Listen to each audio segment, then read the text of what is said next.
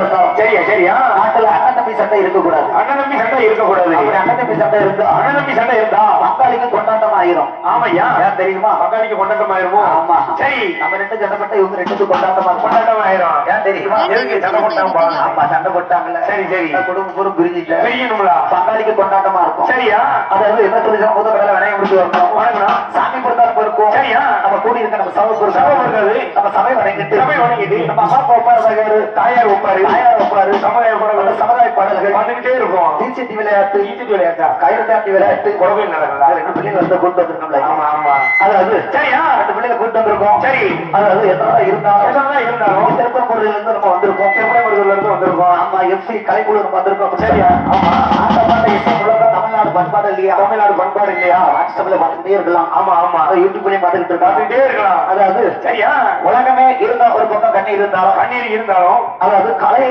ஒரு பக்கம் இருந்துட்டாலும் கலை ஒரு பக்கம் இருந்தாலும் கடல் ஒரு பக்கம் இருந்துட்டாலும் கடல் ஒரு பக்கம் இருந்துட்டாலும் அந்த எஸ்பி கலைக்குழு வந்து என்னைக்கு ஓயாது ஓயாது. அதாவது ரெண்டு கைகள் சரியா ரெண்டு கைகள் ஒன்னா சேர்ந்துக்கலாம். ஒண்ணா சேர்ந்துட்டு இன்னும் மழை பெஞ்சுக்கிட்டு தான் இருக்கும். மழை பெஞ்சுக்கிட்டே தான் இருக்கும். அது எதாவது இருந்தாலும் சரியா அத கைகள் ஒரு பக்கம் கூட்டினாலும் கைகள் ஒரு பக்கம் கூடினாலும் நம்ம கலை என்னைக்கு அழியாது. கலை என்னைக்கு ஓயாது. அதாவது ஏன் தெரியுமா? எதுக்கா? காத்து அடிச்சாலும் நம்ம கலை வந்து என்னைக்கு ஓயாது. கலை வந்து என்னைக்கு ஓயாது. அதை கூடி இருக்கு நம்ம சபை வணங்கிட்டு சமயம் வணங்கிட்டு நம்ம அம்மா அப்பா உட்கார தாயார் அனைத்து பேரும் படிச்சுக்கிட்டே படிச்சுட்டே